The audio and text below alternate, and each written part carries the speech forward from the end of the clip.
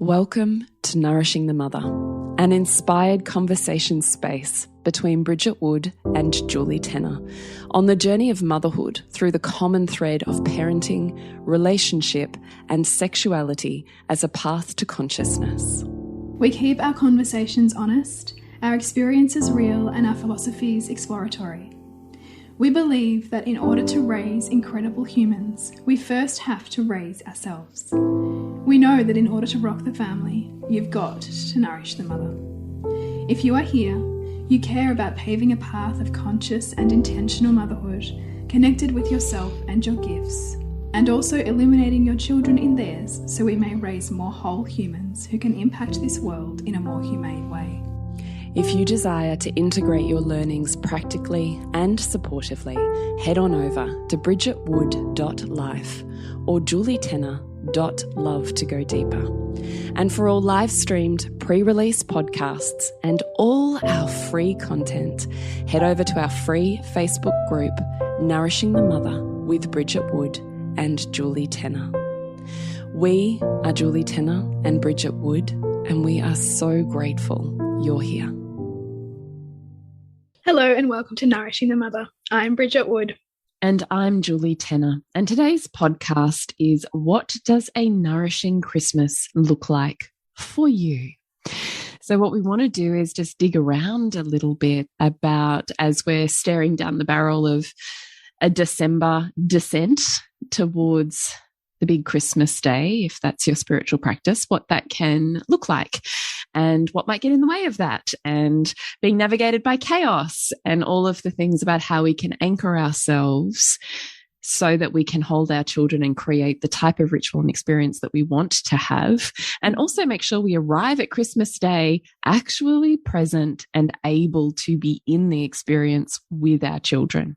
Yes, and that's a really key point, because so much about Christmas and the lead up to Christmas is all about doing and showing up and performing, and just like we're so in our heads and moving through time that we're either not fully feeling it or we're not actually there on Christmas Day.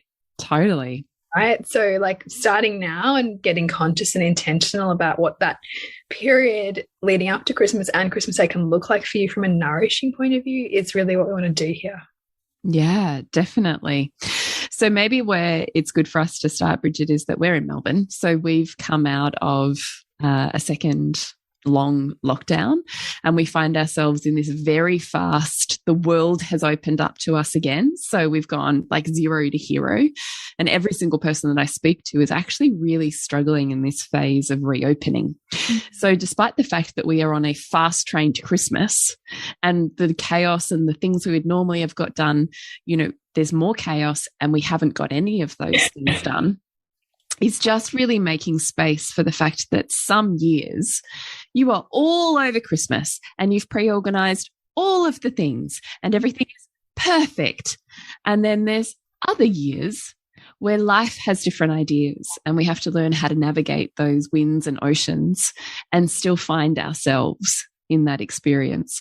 And that's where, that's where I find myself this year, and also where I speak to people about, my gosh, I'm not organized.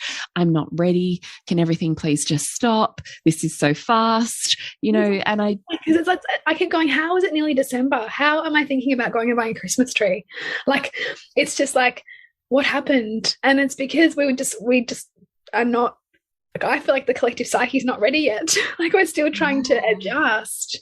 And so I want this conversation to be permission for you, dear listener, to check in with yourself and notice where you leave yourself for the family tradition, the social, influences about how you should feel right now, or what your Christmas Day should look like, or how much you should appreciate it, or you should be doing with your children, like, in all that stuff. Like, just take a pause on all of that to come back into you right now and where you find yourself, because it's like our nervous systems need deeper holding and care as we integrate the year that has been and get ready to bring the energy that we want to bring for ourselves and our families to this time.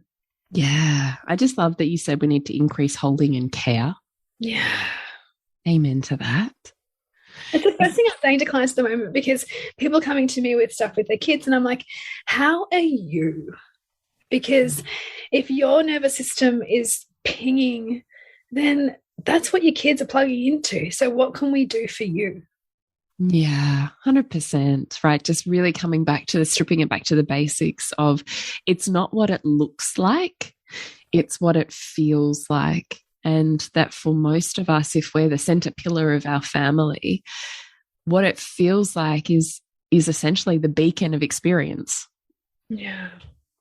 And I know you and I, Bridgie, talk often about what we're blueprinting with, what we're bathing in the soup of as we grow and develop, and how our children come to know Christmas in their bodies and in their minds, and how they feel about Christmas and what they themselves replicate as adults has a lot to do with how we enter this time.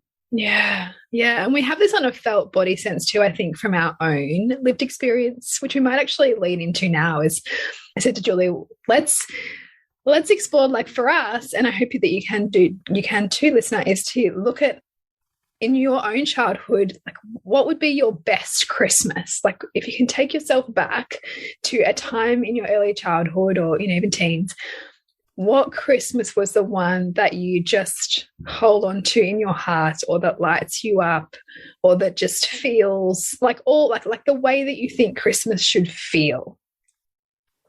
And so for me, I must have been about 10, and this is back before mobile phones. And so my dad, he used to do the aircraft in bushfires. And so he couldn't go anywhere because he was on call. He had to be at home to receive a phone call in case he had to go and help out. So that meant that we couldn't go to anyone's houses. We had to be home. And that was just unheard of, because I had come from a massive family on both sides. So all of a sudden, we were forced into this pause.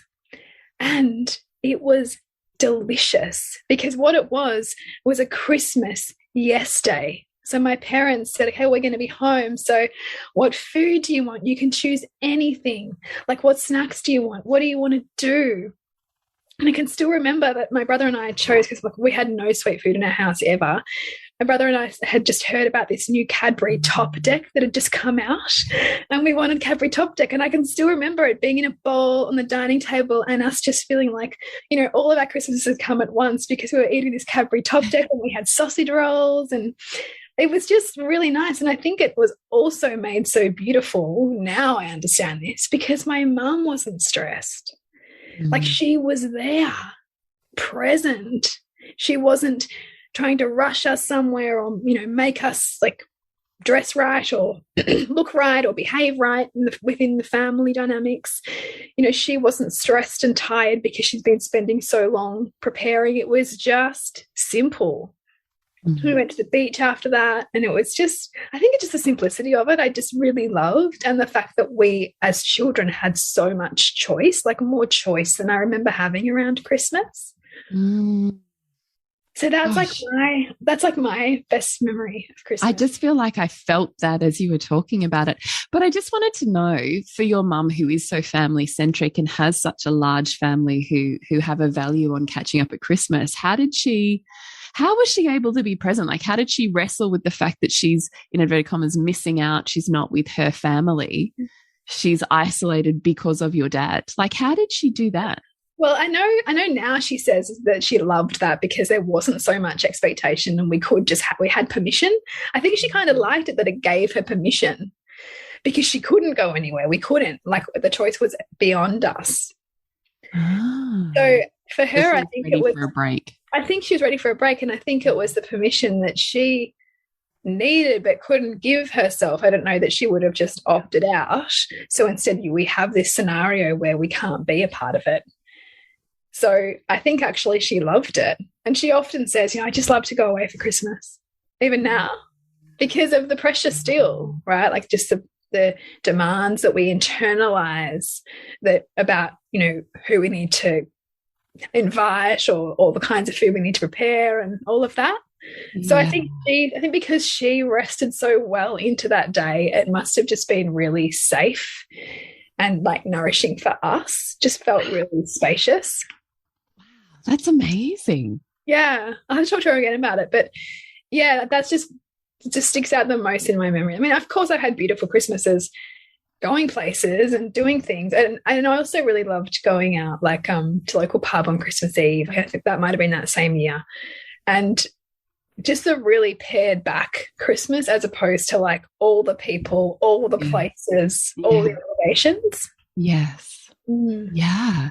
I wonder also on a co-created dynamic level how much that was also great for your parents' relationship in terms of I wonder if it comes at this perfectly dynamic time where maybe she needed to be rescued by your dad and he offered this fantastic out where she didn't have to, there was a good reason that her family could identify with. So she avoided conflict with them whilst getting her needs met, whilst being, potentially more connected to your dad. Like I wonder also about the co-creation of it. Exactly. And I definitely think it was a time where they were really having to renegotiate the terms of their relationship. And like, it was a potentially challenging time. So how perfect then to be asked to really invest in that, like to really kind of like, let's center our family and make our immediate family memories here, not be pulled in every other direction. Gosh, haven't we all had the fantasy of I just want to go away? Totally. As you're saying that, I'm like, yeah, me too. This fantasy of like, we'll just whisk ourselves off and blah, blah, blah. I mean, the truth is, I also think that comes with its challenges because then it is just us. Yeah. And then you feel the potential guilt. But I was legit looking at like accommodation over Christmas recently because I was like, I'm out. Yeah. There is a freedom in that, which I totally respect and can see would be beautiful. I know some families certainly do that. They always go to the same location, they just totally change their narrative on Christmas Day to what they've grown up with, or family conflict is too much. So they create their own little bubble and henceforth change in dynamic around Christmas. Like I totally respect that. I also think that's super bold and brave too. It is. It can be. And it can definitely, like put, throw bombs in the family, especially if people are very emotional. Yeah. Yeah. It's funny how big celebration moments in our lives bring up big emotion, don't they? So tell me about your best memory. Well, it's actually converse to yours, which I think is completely perfect in this world of polarity. So my absolute best memory was my aunt, so my mum's sister. So my mum's one of four. My dad had a really disconnected, super cool family, like as in super emotionally cool family. So there was never really tight ties. There was never really like Christmases weren't like, he had this whole funny thing about celebrations. And so it was like, it was a non-event for my dad and his side of the family, really. But for my mum's side of the family, it was filled with all of the intense emotionality that comes with the converse experience. Like they're always like the polarity between my parents is incredible. So to every bit that he was cool, my mum's like super crazy fucking hot at Christmas. Yeah. So my best memory of that is we were at my aunt's and she just bought this huge property down in Gippsland on 19 Mile Beach, literally across from the beach. And they just built their dream home there. And I loved being there. Like 90 Mile Beach, if you're not around Victoria or Australia, it's just like this super open stretch of super straight, lush sand, squeaky sand dune beach with these wave oceans that you can surf and swim in and all of things. Like it's just one of the most beautiful coastlines. So I loved the wildishness of the ocean there, and you could hear the waves obviously right from her property. So it was like you're at the beach even if you're not there, and it was surrounded by bush. So you almost felt like you had this house in the middle of this bush. And it was always super hot. I feel like Christmas is now definitely our climate has changed. I agree, because they were always hot. Crazy hot. Yeah. Yeah, like high 30s, mid 30s, like Christmas Day was always hot to the point where you were dreading turning on the oven to cook the roast. Whereas now it's almost like it's flipped and now they're like quite cool, which I kind of miss because I loved the hotness. Like we were always swimming. There was always water play. There was, anyway, I digress. So it was one such super hot summer day, and it was all like she kind of almost lives on a sand dune. So it was like this baked sun, bleached sand when it's hot, and you can hear the cicadas and the crickets, in the grassland, and it's all bushes around. And they'd set up the table outside, and it was my mum and her were they all there? They might have all been there. And her 3 siblings and all of their kids. And they all have, 2 to 3 kids each who were like 10 years older than me and my sister. And I think a couple of them had boyfriends. And because they're all a little bit crazy, they're loud and they're boisterous and they're crazy. And, particularly one of my mum's sisters was like super out there. And so she was always like crazy over the top, like max out at 10 with everything. So I just remember this such beautiful contrast between crazy, over the top, joyous, fun, loud table filled with food. My aunt wouldn't let you take a plate that wasn't piled like a mountain. Like it was ridiculous, filled with food, filled with, tinsel and hats and all of the ridiculousness, filled with laughter and alcohol and like just fun. I mean, super crazy, fun, long table that we all sat at. And then when I didn't want to be there, I could be in this bleached, cricket, sun-soaked, quiet land. I just remember the contrast between the two and being able to navigate myself, because she had this property of being able to go, I want to be in the fun. Now I want to be in the quiet. And now I want to come back to the fun. And I just remember that Christmas as I love, and sometimes I think that's what I'm trying to replicate in having 4 kids, is there's something that I just love about the chaos. I actually just really thoroughly love it. Love the chaos, yeah. Yeah. I love all the different people and the yelling and the difference of opinion and the fun and the laughter and the banter and the craziness and the people under your feet. And like, I love that, because our experience was so quiet and alone for so much of my life. Yeah. I love that chaos. So, and because we have such little families, my husband and I, who are all very kind of cool and quiet, we don't really have that experience that I recall as like my favorite. So I think at some point, my kids certainly bring a level of chaos, but I really look forward to them being adults, and that just gets to become bigger and, at some point probably more our thing, which I'm really looking forward to at some point. So what I loved about it was, as a child, having the fluidity to be on my own rhythm. Like there was nowhere I had to be. There was no times. There was no traveling. There was no rules. I could just flow in and out as I wanted, play with my own toys on my own, come back into chaos when I wanted to, go back into quiet, like just that rhythm. And I actually think that, now I'm saying it out loud, is what I crave and want as well. I want the chaos and the loudness, but I want to be able to flow into quiet, insular downtime and then come back into the joy and then flow back in, like just that in-breath, out-breath. That's my favorite way to live life. I wonder how much that speaks to the fact that it's such a powerful and inspiring memory, because it was able to be so well integrated. Like it wasn't so chaotic that it's almost like a get me out of here, I can't handle the intensity. And it wasn't so mellow that it was boring. Like you actually got to move within those 2 spaces yourself. So it got to become your own creation. Yeah, it's totally true. Yeah. Yeah. So when I think about Christmas and what I want for my kids, I would rather not travel. I would rather not hold on to this preciousness of one day. I often looked at families who would spread their gatherings out over several days. So it was like a Christmas season rather than a Christmas day. Yeah. And I've always deeply appreciated that, to be able to have one day here and one day there and actually feel like it's quality time and we've got downtime. I like that. So this is our first year of doing that, actually. It's been a lot of years of navigating both of our mums and their needs and desires to keep Christmas Day for them and their family, and their sense of preciousness and my sense of leaving them alone. And, I feel like there's been a lot for both of us to kind of navigate there. And it was only that my sister has a new partner and his family also hold Christmas Day preciously.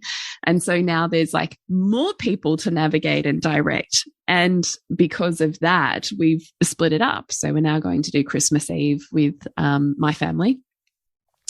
And then Christmas Day, both my sister and I go to our partners' families. But even that is hard because I'm sitting with, it means my mum's alone, and I take this level of responsibility because I know what that means to her. At the same time as I'm weighing it up going, okay, but this doesn't have to be my responsibility. This could open up doors to her being at other people's gatherings where she's really genuinely loved and wanted and involved. She could go and do, who knows, fill other top values of friends or charity or whatever it is. So it was me who delivered that news to her this year and said to her, look, you're more than welcome to flow in with us. My family ritual that I've never let go is that I take my family after we get up early, unwrap presents. We go to the beach and we always have a swim together. So we spend, 2 or 3 hours at the beach, just me and my little family. And that's been the best thing in the whole world. And I will never let that go. So that's been our ritual to kind of then tone down everybody's nervous system. So we're kind of ready to integrate into family. Anyway, so I've invited her along to that, but it's our first year of really splitting it up. One day Christmas Eve, one day Christmas Day. But I'm really looking forward to that because, good Lord, I've had enough of the, now we're here, now we're there, now we're, Yeah. And I think the kids will love that too because the kids don't want to be rushed either. Yeah, I totally agree. But it's all these family pressures and we're always trying to navigate, aren't we? Yeah. Yeah. What's your needs? What's my needs? People happy, and do you keep people happy, or do you choose yourself and like what that dance looks like? Yeah, exactly. What does that dance look like? And when you have multiple families, you're trying to navigate. My husband comes from, his parents split, so he's got a really big story and like lots of negativity around Christmas because it was just the moment his parents split, then it was all about like, well, each parent needs to see us, so we just get shipped here and there. And like, so they just start playing with their toys and then someone's coming to pick them up. And so he has to constantly like expand those edges for himself at Christmas time and like recreate it from the way he wants it to be, not where it just felt like he was constantly being managed as a child.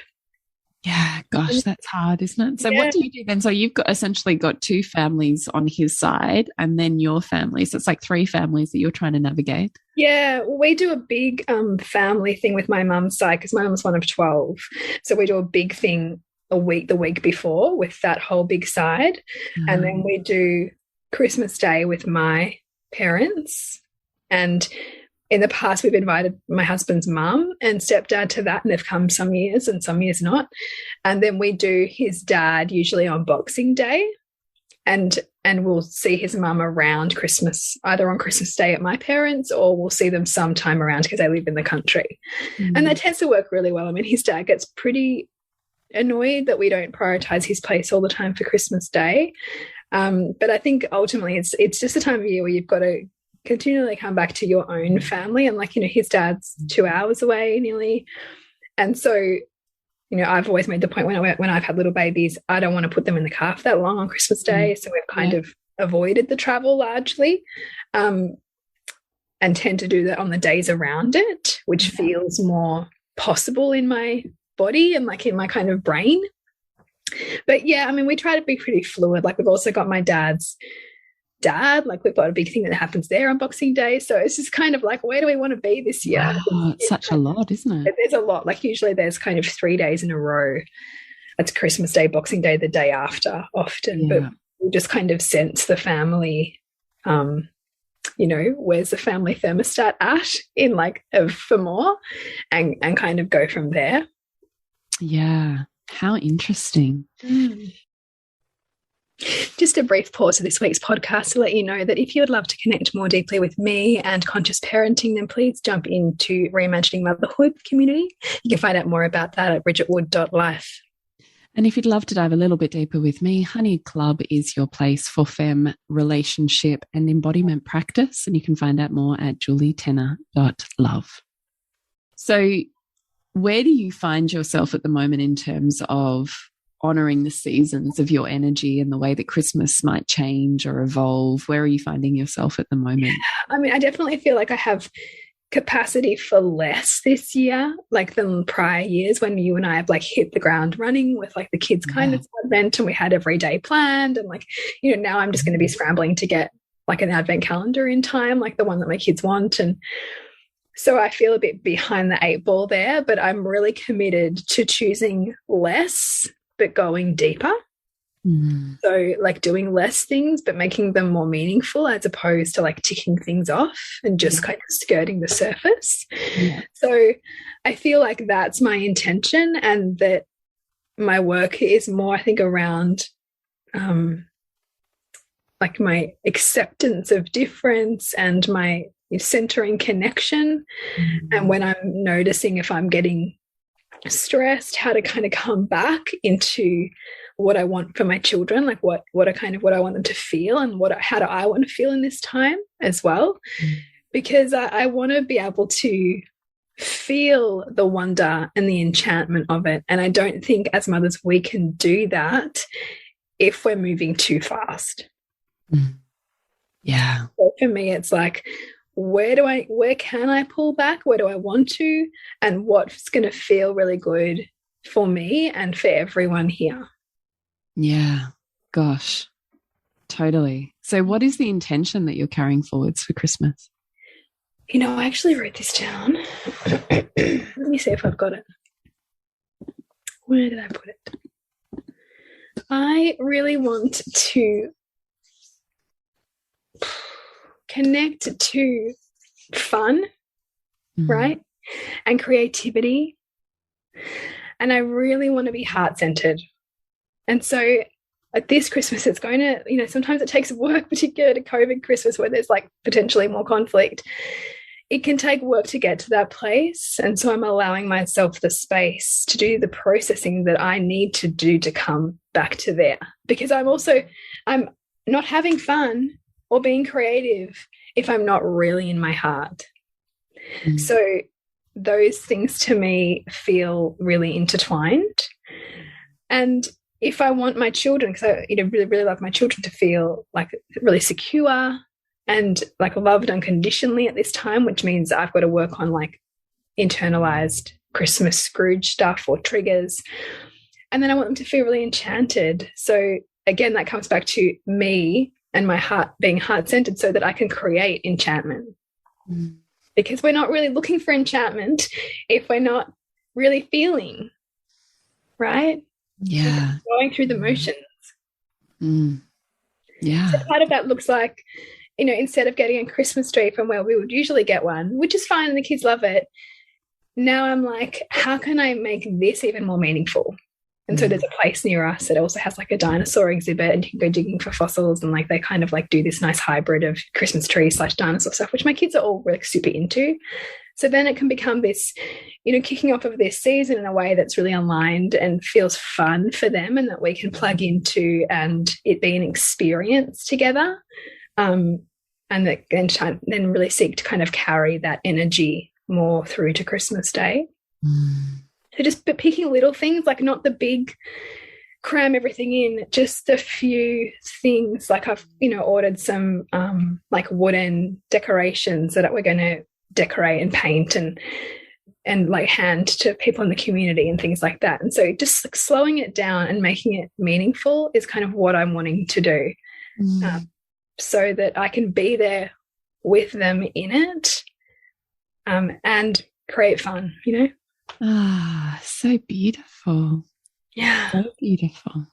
So that's kind of how I don't really know the exact how yet. That's going to come when I, you know, like go back and look at our kindness Advent and like go like from a feeling sense, what do I actually want to do of this list? Because there's so much that we can do to choose from. Like what feels really good right now. Yeah. When I read that, does my heart like come alive in that? Yeah. Just feel like a thing. You know? I'm really looking forward to doing that as well. That's my plan also, to go back through the list and just pick the few things that feel manageable and inspirational. Yeah. It's doing that mix of manageable. What's your intention? Well, to be honest with you, it's my husband's 50th next weekend, which I almost just have like stopped life post then. I'm like, I can't eat that. I will talk to you after the 50th. It's kind of where my head got to. I'm like in organizational fatigue. Yeah. So To be honest with you, it's a very, very different entry into Christmas, because normally it would be, the biggest thing would be December and the Advent and the tree and the focus on kids. Whereas this year, the focus is on Nick and his 50th and being with his family. So it's a very, very different navigation in towards Christmas, and he's having time off so he can do that. So it's, what are we creating? What are we doing as a family for that couple of weeks, which is incredibly different to any other years. This actually feels super weird and different for me this year, because we're still trying to, as you say, reconcile the year. Yeah. We're still trying to grapple, Nick and I are both still trying to grapple with coming out of lockdown and just the intensity of what that means for our kids, social lives and our social lives, and also their extracurriculars. Like, it just, man, we've just hit the ground running. So we're still finding ourselves kind of caught up in the scramble of trying to work out our rhythm with Family Inc. again, which, you get into a rhythm and then we stopped it and we lost the rhythm. And now it's like life is faster than us at the moment. So we're both trying to find our way there. At the same time as I feel like I've got this looming next week, trying to organize 10 people for 4 days, just for everything. That's what I'm doing. Has just felt really big, and to make it really memorable and special for my husband. And it's all a surprise and a secret, which, it feels really big for me to hold in my body and to navigate my way through. So to be honest with you, it's such a weird space for me to be going, hang on, Christmas, and I haven't even thought about presents, and I can't even start an Advent. Like, I can't even until we're back. Just do the 12 days of Christmas then, That's such a great idea. That's what I should do, the 12 days of Christmas. Oh, Bridgie, that's perfect. That saved me, actually. That feels so good in my body. That's an excellent idea. That's what I'll do. So I just was kind of like, man, this is like the opposite of the perfect Christmas. But also, I'm not working during December. So I've taken December off, or I've planned my year to have December off, which again, I've never done. So, and I did that by knowing my nervous system would be at a point where it would need it. So I'd kind of put that in to go, okay, there's all this craziness, and then you just get to come down. And I would actually really like to enter Christmas from the come down place, not the come up place. Nice. That sounds really powerful. Yeah. And I think normally I'm like super psyched. And to also enter it from that place of like feeling the joy and satisfaction of like what you created for Nick. Yeah, I hope so. In the moment, it feels like so much to hold and organize, but then when you're seeing it come to life, there'll be something that will carry you, into Christmas. Yeah, I really hope so. So I'm just really wanting to deeply sink into each of my children, because I do feel like this year, just with life, lockdown, homeschool, additional needs, appointments, like I haven't felt like I've really sunk into my children. I just feel like we've been managing, which I think is the case for a lot of people in lockdown, because gee whiz, it's brutal.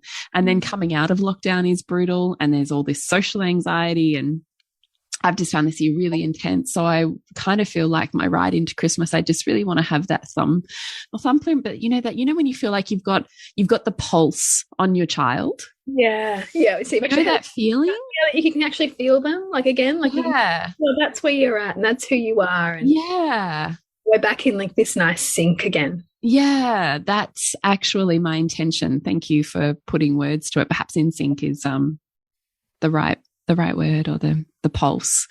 So I just really want to have the pulse on my kids as I enter this, and we change what Christmas looks like this year. And I want to enjoy that. But I'm only going to enjoy that if I have the pulse on them, I think. Because or else I'm trying to be too perfect, and I'm just not.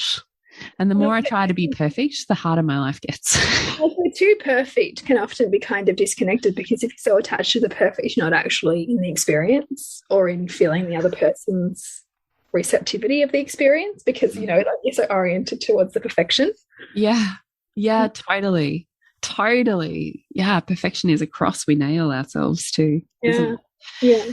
So I would just really like to sink into each other and be like, we're here, we're on our land, we've all got through this year, and we've got each other. Like, just that's how I want to enter that Christmas.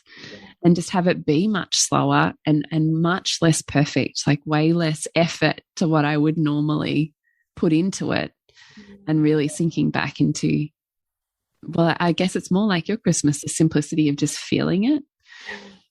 And and leaning back into in appreciating like what is. Yeah. And the year. Like, I would just love to sit in gratitude for what all of us, and I say this to our listeners too, for what all of us have processed this year. Yeah. Like, holy moly.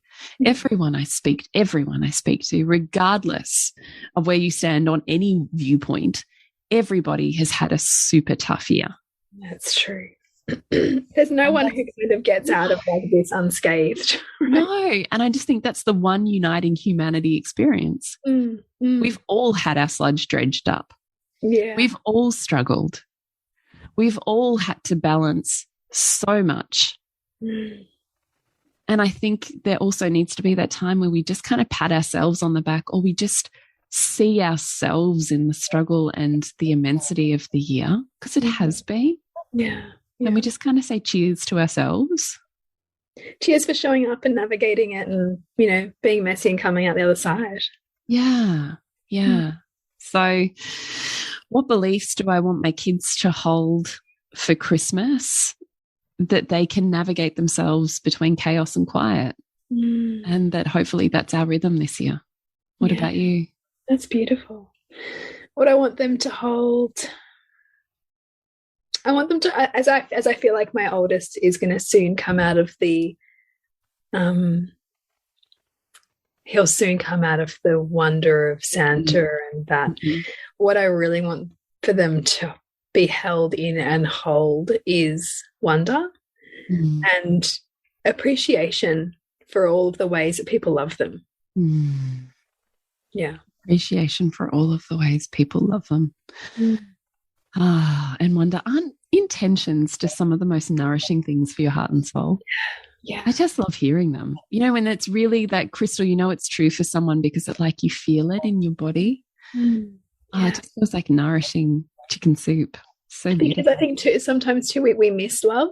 Like, we don't see or feel love when love's given often, if it's like the wrong kind of love for us. But I think Christmas is an offering for us to expand how we feel love. It's super beautiful. Yeah. And so part of how I'm going to do that, and I invite our listeners to do this too, is actually to kind of come up with some of these words that represent like what your North Star is in terms of like the feelings that you want to hold or the beliefs that you want your children to carry, and actually kind of draw it as a star with each kind of word or feeling intention mapped on a corner of that star, and put it somewhere really obvious for you where you're going to constantly look at it. So that when you walk past the fridge or past your bathroom mirror, you can ask yourself, is what I'm doing or what I'm thinking about right now orienting me towards these? And if it's not, come back to these. Because it's just those little reminders that help us to stay connected to what our, you know, bigger desires are. And that's really important the way the world is now, which it's just so loud. But we need to come back and control our controllables, which is our intentions and how we perceive our world and the people around us. Yeah, totally. And can people connect with our Advent calendar at the moment? They can. Just check it out. You can find a link to it on our website, or check out the link in our socials. You'll also be able to just download it there. So it's totally free, just downloadable now for you to be able to navigate, move through a list of really conscious ways to look at an Advent as a time and a season of sinking into your values and the values you wish to instill for your children. So definitely check it out at nourishingthemother.com.au or Nourishing the Mother on Instagram and Facebook. And to connect with you, Jules, is julietanner.love, and to connect with you, Bridge, it's bridgetwood.life. Remember to nourish the woman to rock the family. And we'll see you next week when we continue to peel back the layers on your mothering journey. Thank you so much for listening. We literally couldn't do this without you. Please share this podcast with anyone you think it would be medicine for. If you desire to integrate your learnings practically and supportively into your life, then head on over to bridgetwood.life or julietenner.love to go deeper. And if you feel like giving back a little to this free content, please rate us on iTunes or Facebook, all of which helps the podcast reach more mamas who need this type of tonic for the soul.